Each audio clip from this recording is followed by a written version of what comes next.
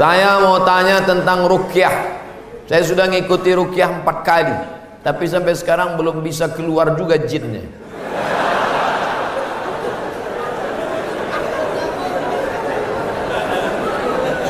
Nanti pergi ke Pekanbaru, mana tahu hari libur. Di belakang Hotel Premier ada Masjid Al-Falah. Ini nomornya, catat. Mana tahu ke Pekanbaru. Mungkin sama Ustadz ini jin itu tak takut, yang ini dia takut. Catat nomornya.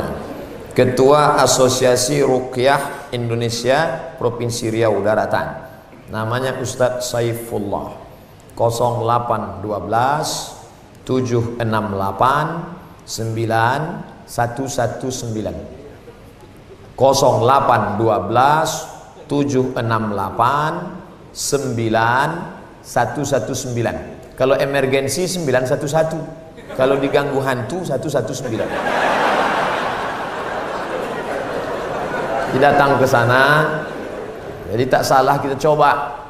Kalau siang namanya Ustadz Saifullah, kalau malam namanya Ustadz Zafrullah, di masjid yang sama. Mana tahu kebetulan ke Pekanbaru malam, datang ke masjid yang sama, namanya Ustadz Zafrullah. Ada orang 7 tahun nikah tak punya anak, diruqyah sama Ustadz Zafrullah, punya anak. Pas ditanya kenapa, rupanya ada jin yang menghalangi pertemuan antara sperma dengan sel telur, dihalanginya sehingga tak jumpa. Jangan. Dibacakan usir. Kata Ustadz Saifullah, ada pula bencong LGBT di ruqyah sehat. Ternyata yang masuk tuh jin bencong. Jadi saya tanya, Ustadz, jadi ada jin tuh bencong? Ada, kata dia. Itulah yang dimasuk ke dalam. Itu. Ustadz, udah di ruqyah 2-3 kali tetap juga sakit. Berarti tidak. Pemarah. Laki saya ini pemarah, Ustadz. Sudah di ruqyah 5 kali tak juga hilang marahnya. Berarti tak salah jin. Memang dia pengamuk. Makanya kadang kita kasihan juga sama jin nih. Sikit-sikit salah dia. Sikit-sikit salah dia. Aku tak selamanya salah, kata jin. Ustaz, ayat yang dibacanya kan ayat kursi.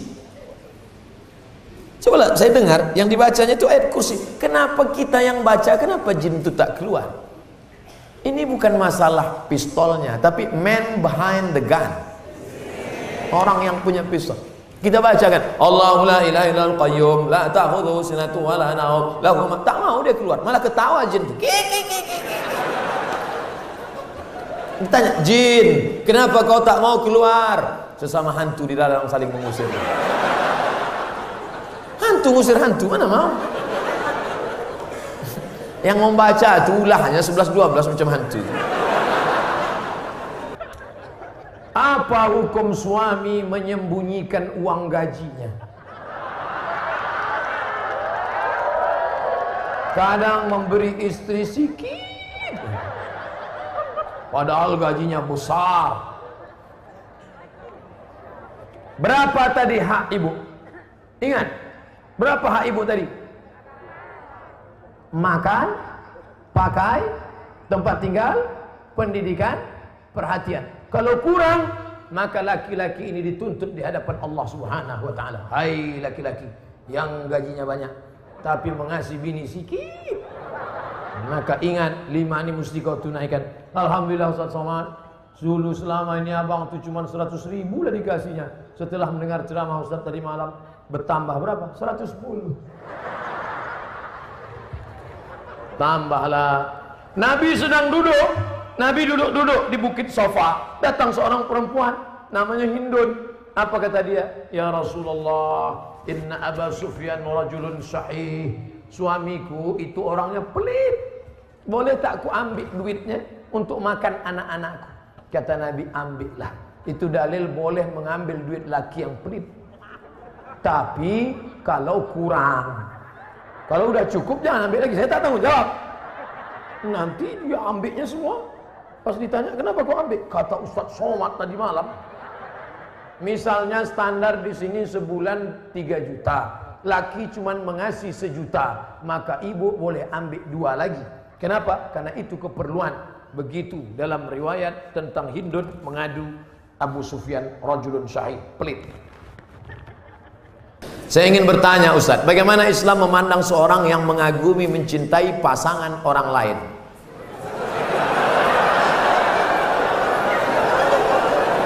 Bagaimana pula jika orang itu memiliki perasaan yang sama dengan kita?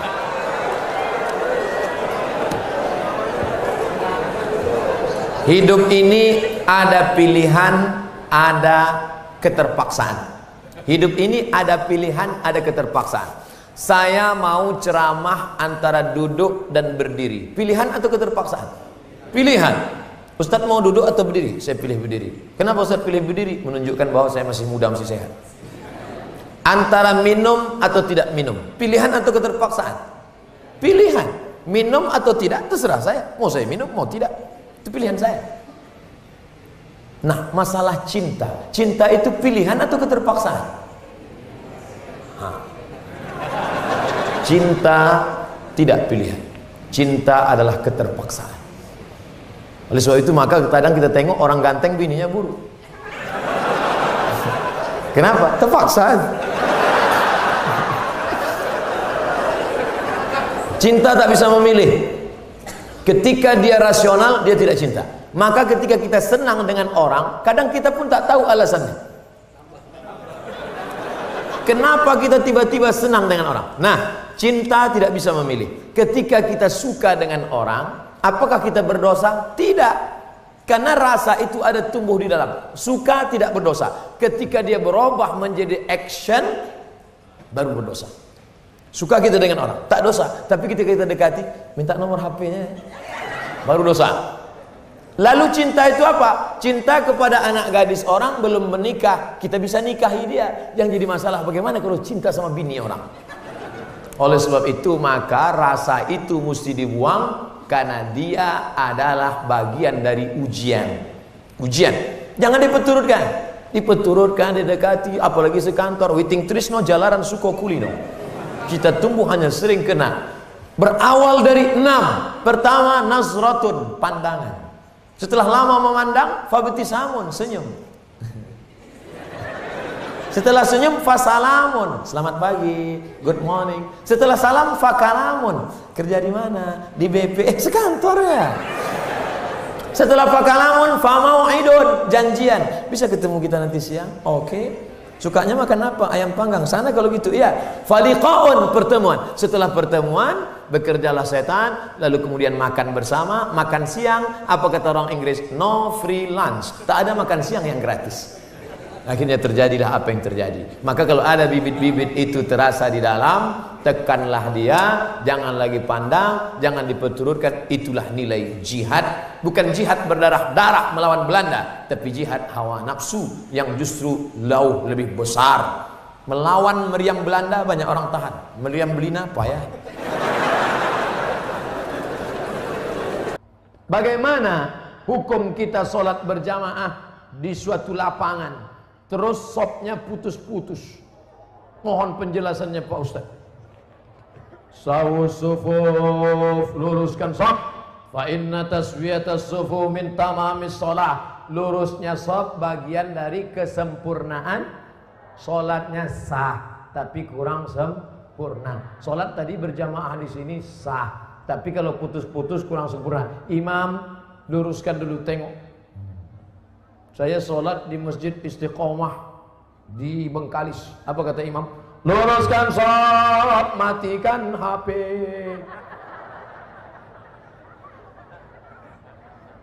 Ada pula di masjid lain, luruskan sholat, angkat kaki celana. Ada pula di masjid di Dumai lain lagi, luruskan sholat, simpan batu cincin. Saya tanya, Pak Imam, kenapa lain ini? Iya Pak Ustaz, batu cincin ini buat orang tak khusyuk. Waktu tasyahud tengok, sudah ada ini. Tapi tiga-tiganya sepakat bahwa luruskan sop. Cara meluruskan sop itu Pak Ustaz, ujung kaki di ujung tumit, ujung kaki di ujung sop. Kiblatnya ke sana.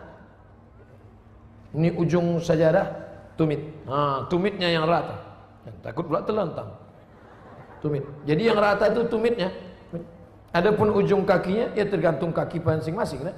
Kalau kakinya panjang, panjang. Kalau pendek, pendek. Mangkibun bimangkibin. Bahu rapat dengan bahu. Bahu bersentuh dengan bahu. Bersentuh dengan bahu. Saya kalau bahu saya disentuh orang, saya tak. Cuman kalau kaki kadang disentuh, geli kita. Nah, jadi kalau ada kawan, kita senggol kakinya sekali, dia geser, jangan disenggol lagi. Nanti asik ngurus kaki. Saya khawatirnya dia preman baru tobat. Begitu kita dipijakkannya, gitu. Bertinju kita di masjid. Kalau sampai kita bertinju di masjid, nanti yang ketawa yang tak ke masjid. Kenapa orang itu bertinju di masjid? Gara-gara kaki. Untung kita tak ke masjid. Allah pak balak 6. Nah jadi bahu rapat dengan bahu, kaki rapat-rapat sedikit lah. Kalau dia risau atau usah tempel. Setelah itu barulah imam angkat takbiratul ihram. Allahu Akbar. Bagaimana hukum suntik rubella yang belum sertifikasi halal MUI? Sampai sekarang Majelis Ulama Indonesia tidak mengeluarkan sertifikat halal sampai hari ini. Itu yang disampaikan oleh Sekjen MUI, Wakasekjen MUI, Kiai Haji Dr. Kiai Tengku Zulkarnain. Oleh sebab itu kalau ada yang memakai itu alasannya karena darurat. Karena kata dia kalau tidak disuntikkan ini anaknya sakit cacat, mati. Kita kalau dipilih antara dua, mati atau makan babi, pilih mana? Makan babi. Tak boleh pilih mati. Masuk ke dalam hutan, pilihan cuma dua, mati sama makan babi. Kau pilih mati atau makan babi? Aku mati aja lah, tak boleh. Mesti makan babi. Ambil kecap, colek-colek babi itu.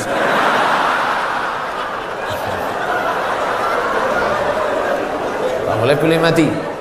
Nah, jadi kalau bapak ibu takut anak itu cacat, sakit, dipakainya hukum darurat itu. Ustadz Somad, saya tanya emak saya ini orang kampung. Mak, aku dulu waktu kecil ada disuntik cacar, suntik ini enggak. Kau dari kecil tak pernah disuntik. Asal datang dokter puskesmas, kularikan kau ke hutan. Sampai sekarang saya hidup, tak ada sakit. Pernah ada trapel ngajak saya umroh. Ustadz, kapan Ustadz ada kosong mau suntik? Kalau kalian mau berangkat, berangkat. Tapi aku terus terang tak bisa suntik. Kalau tak dapat visa Pak Ustadz, saya tak berangkat. Sampai hari H saya tak suntik. Tak bagaimana ceritanya mereka dapat visa, berangkat. Katanya kalau tak suntik sakit mati. Tak mati. Tapi ini tak bisa jadi hukum. Saya tak mati, yang mendoakan saya banyak.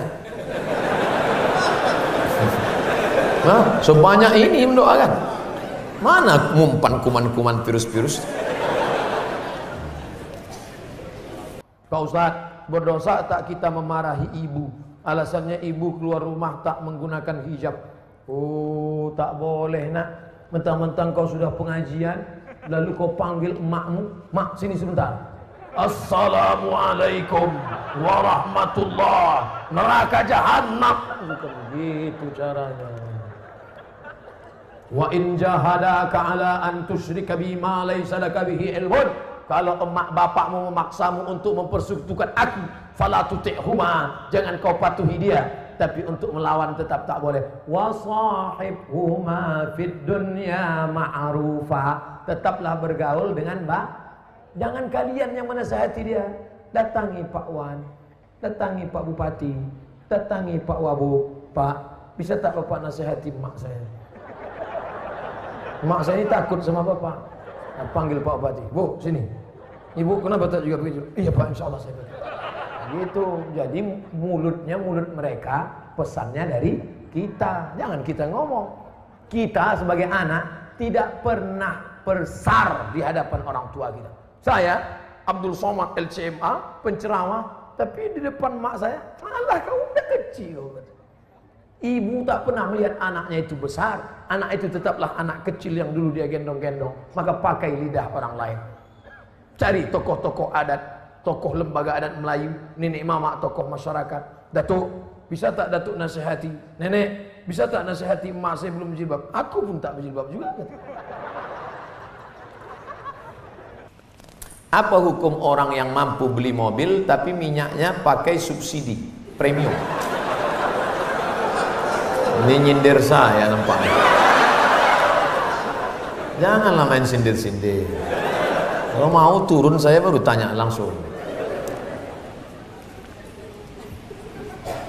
Berat menjawabnya ini.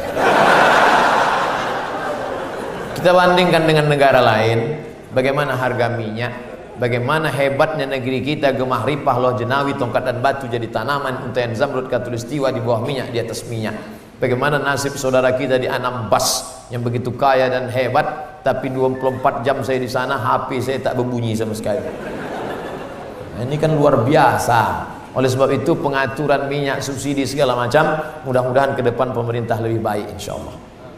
Ini hak kita, kita sebagai warga negara. Mestinya kita ini, kalau dilihatlah minyak kita dengan gas kita, dengan batu bara kita, dengan negeri terkaya di dunia, tak ada apa-apanya Brunei Darussalam. Ustaz, apa hukumnya membawa HP ke toilet? Misalnya main game.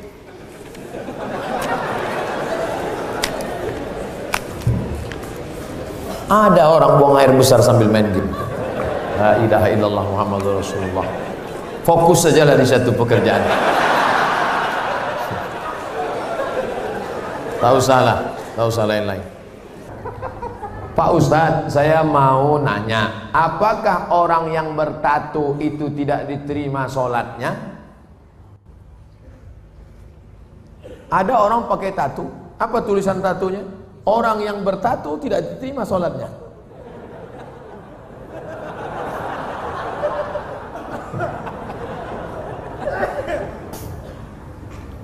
Tato adalah kahal. Kahal adalah celah yang dimasukkan ke dalam kulit dengan cara dilobangi, dimasukkan kahal. Itu tato zaman jadul.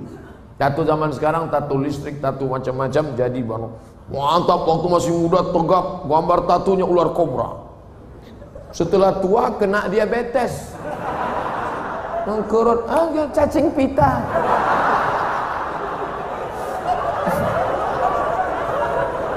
Sebelah kanan gambar burung gagak yang sedang ingin terbang menangkap serigala. Tiba-tiba karena sudah tua, kurus, keriput, gambar burung puyuh. Dulu preman tengik, sekarang tobat. Nah, apakah setelah tobat dia perlu menyetrika tatonya? Tobat, sekarang ada cacing pita, mau disetrika lurus. Maka saudara-saudaraku yang sudah bertato tidak perlu menyetrika tatonya, wuduknya sah, air wuduknya masuk, sudah dikaji oleh para ulama, tidak perlu membuang tatonya.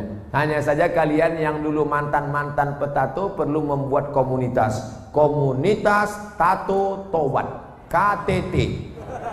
Disangka orang konferensi tingkat tinggi. Ternyata komunitas tato tobat. Yang nggak punya tato nggak boleh masuk. Ada yang tatonya seperti Yakuza, ada bertato semua, ada sebelah mukanya tato semua isi. Tiba-tiba ada satu pesertanya nggak punya tato. Loh, sampean nggak ada tato kok bisa ikut? Ternyata tatonya cuma satu tai lalat. Dulu pengen jadi Rano Karno, nggak jadi. Dulu sama-sama dulu kan ada anak-anak muda ingin jadi Rano Karno, disuntik, ambil jarum, tusuk, kasih spidol. Ustaz kok tahu? Saya dulu nyoba juga. Nggak jadi. Nah, bagi yang belum punya tato jangan buat tato. 5. La'anallahul wasimat, Allah melaknat yang tukang buat tato. Wal mutasimat, minta buatkan tato. Wal mutanammisat, yang mencabut. Ini alis atau bulu mata? Alis, mencabut alis. Ini jangan dicabut. Ini mau nikah, wah dicabut, cabut. Gak mempan cabut dicukur, wah hilang. Tukang buat tato, minta buatkan tato, mencabut bulu mata, alis mata. Wal mutafallijat, mengotak-atik gigi. Gigi sudah bagus diotak-atik, kecuali giginya memang nggak wajar. Setiap melihat dia senyum pingsan 3 orang. Hai gitu, pingsan. Itu boleh. pakai kawat. Dulu seingat saja kawat itu kan untuk pagar, sekarang gigi pakai kawat. Hari Senin ungu, hari Selasa merah, hari Rabu pink, setiap ketemu itu nggak boleh, mubazir, sakit. Pokoknya merubah yang nggak wajar jadi wajar boleh, merubah yang nggak normal jadi normal boleh, tapi yang sudah normal jadi abnormal nggak boleh. Nah, oleh sebab itu yang bertato, kalau ada imam kita bertato, nggak usah dipermasalahkan. Nanti selesai sholat, ini sholat kita sah nggak ya? Nampaknya nggak. Pokoknya baik-baik semua. Kalau orang tua saya sebelum meninggal berwasiat kepada saya untuk pergi haji, apakah saya harus memenuhi wasiat itu apa tidak? Sedangkan saya belum naik haji. Bagaimana balasan? Dia wasiat haji gini. Duh, iki ono uang 50 juta. Nanti kalau saya meninggal, kamu harus menghajikan saya. Anak ini bolehkah menghajikan bapaknya? Boleh, dengan syarat dia haji dulu. Namanya badal haji. Nah, boleh nggak dia pakai uang ini untuk berangkat haji dia? Nggak boleh, karena uang ini untuk menghajikan bapaknya. Oh, rupanya mikrofon ini nggak boleh kuat-kuat, karena bapak ini menghajikan.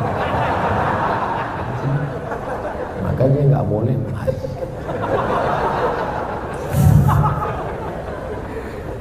Jadi dia harus haji dulu, baru dia bisa menghajikan bapaknya. Dalilnya mana? Labbaik Allahumma syukruma, labbaik Allahumma syukruma. Aku menghajikan syukruma, aku menghajikan syukruma. Sampean kenes dulu. Come here for a moment. Sini sebentar.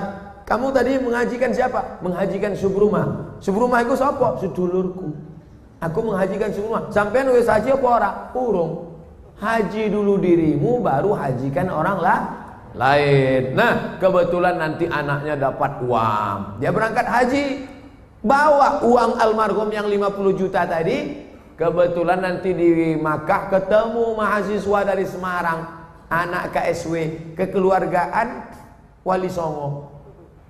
Di Mesir, kalau anak Jawa Tengah itu nama persatuannya KSW, kekeluargaan mahasiswa Wali Songo. Kalau kami anak Riau namanya KSMR, kelompok studi mahasiswa Riau.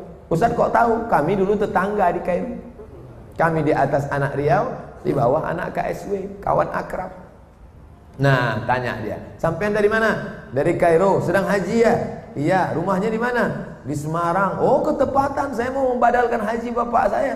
Lihat dulu mana KTP-nya, betulkah belajar dari Al-Azhar? Jangan sampai ngaku-ngaku bohong.